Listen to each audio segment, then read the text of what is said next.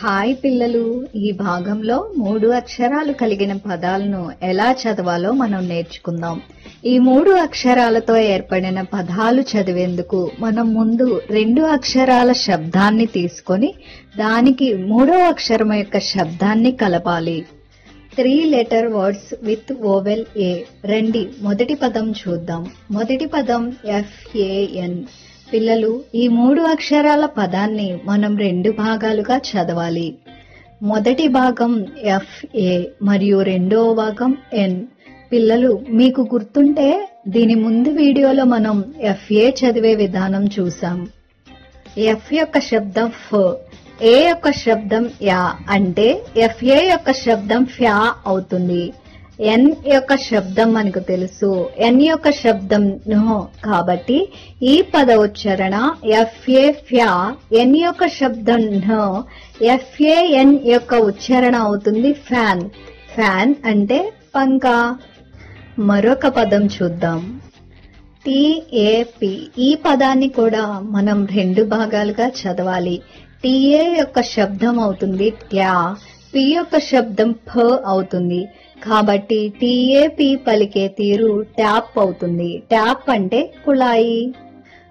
తరువాతి పదం చూద్దాం. RAT. దీన్ని కూడా మనం 2 భాగాలుగా చదవాలి. మొదటి భాగం RA మనకు తెలుసు, రెండవ భాగం T. RA యొక్క శబ్దం మనకు తెలుసు, R యొక్క శబ్దం ర్, A యొక్క శబ్దం యా. కాబట్టి RA యొక్క శబ్దం ర్యా అవుతుంది.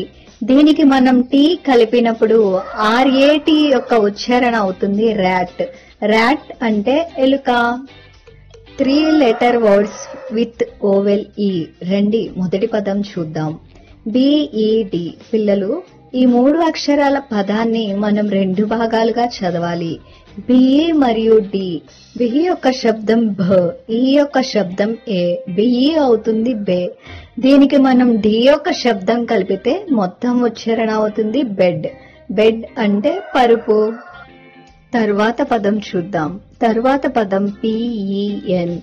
పిల్లలు, దీన్ని కూడా మనం 2 భాగాలుగా చదవాలి.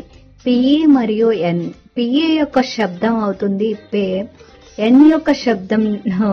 కాబట్టి PEN యొక్క ఉచ్చారణ అవుతుంది పెన్. పెన్ అంటే కలం. తరువాత పదం చూద్దాం. DEN. DE యొక్క శబ్దం అవుతుంది ఢే, N యొక్క శబ్దం నో. కాబట్టి DEN యొక్క ఉచ్చారణ అవుతుంది డెన్. డెన్ అంటే బస లేదా గుహ. 3 letter words with vowel I. పిల్లలు, ఈ పదం చూడండి. ఆ పదం SIT.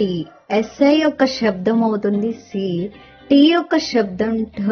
కాబట్టి SIT యొక్క ఉచ్చారణ అవుతుంది సిట్. సిట్ అంటే కూర్చోవడం. తరువాత పదం చూద్దాం. తరువాత పదం DIG. దీన్ని కూడా మనం 2 భాగాలుగా చదువుదాం. DI యొక్క శబ్దం అవుతుంది డి, G యొక్క శబ్దం ఘ.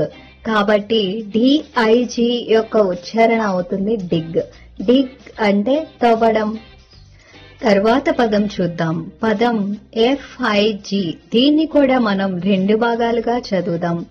FI మరియు G. FI యొక్క శబ్దం అవుతుంది ఫీ, G యొక్క శబ్దం ఘ.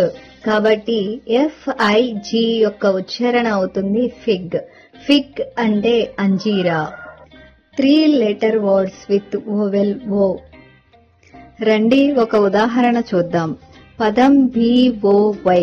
పిల్లలు, ఈ 3 అక్షరాల పదాన్ని చదివేందుకు మనం దాన్ని 2 భాగాలుగా చేద్దాం. మొదటి భాగం BO మరియు రెండో భాగం Y. BO యొక్క శబ్దం చూస్తే B యొక్క శబ్దం అవుతుంది భ మరియు O యొక్క శబ్దం ఆ.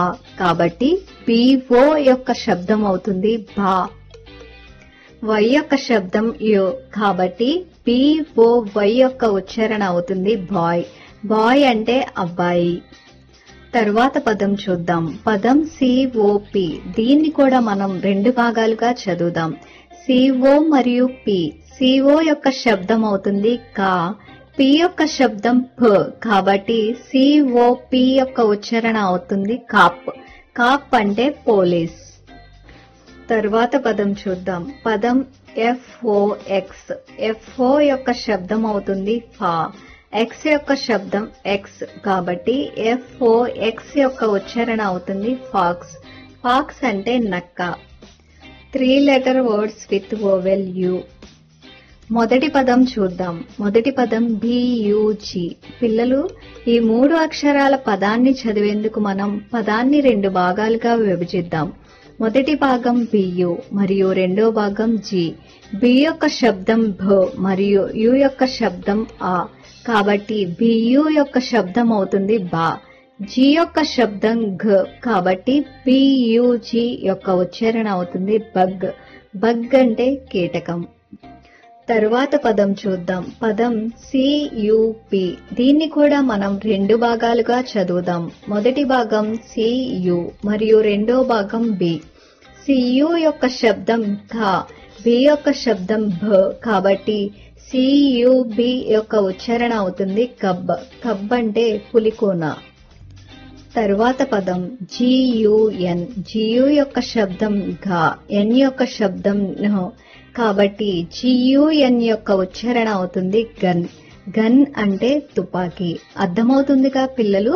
ఈ 3 అక్షరాలతో ఏర్పడే పదాలు చదవడానికి మనం ముందు 2 అక్షరాల శబ్దం తీసుకుంటాం. ఆ శబ్దాన్ని 3వ అక్షరం యొక్క శబ్దంతో కలుపుతాం. రండి ఈ వీడియో మళ్ళీ చూద్దాం మరియు 3 అక్షరాలతో ఏర్పడిన పదాలను చదివే పద్ధతి నేర్చుకుందాం.